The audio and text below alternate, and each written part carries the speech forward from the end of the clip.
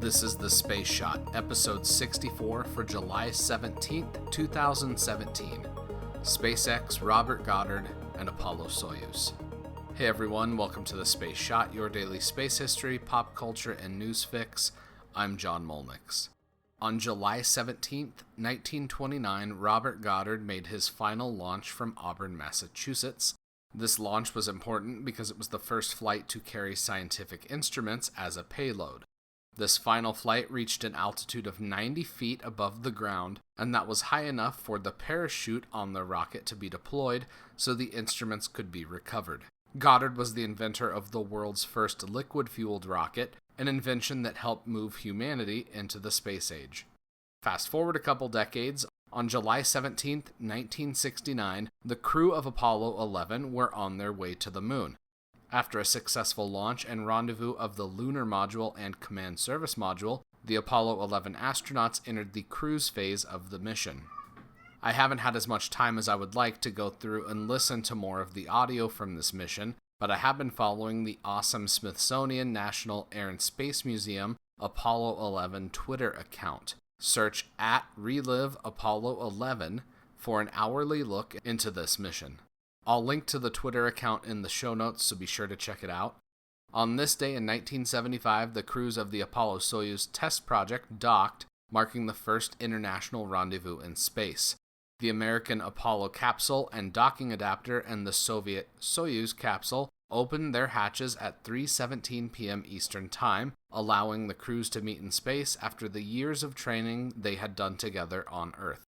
Here's an excerpt from when President Ford congratulated the combined crews after their historic docking.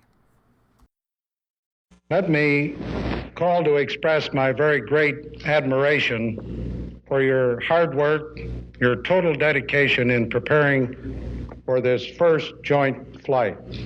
It's taken us many years to open this door to useful cooperation in space between our two countries.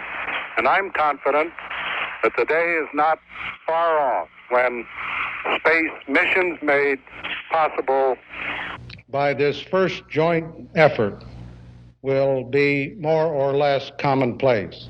And may I say, in signing off, here's to a soft landing. The Apollo-Soyuz test project went on to lay the groundwork for future joint missions between the United States and the Russians. The next mission to have two human spacecraft from two different nations dock wouldn't take place until the shuttle Mir flights in the 1990s. The international cooperation that started with the Apollo-Soyuz test project resulted in the International Space Station. On July 18, 2016, just after midnight, or July 17th, if you were at SpaceX Mission Control in California, SpaceX launched and landed a Falcon 9 rocket that carried a Dragon capsule to the International Space Station.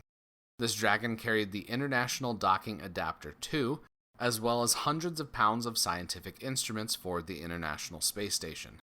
There was some biomedical research that was sent up as part of this mission. A miniaturized biomolecule sequencer was launched to prove that near real-time DNA sequencing is possible in space. This type of equipment is important for future missions since it could, quote, potentially help detect DNA-based life elsewhere in the solar system.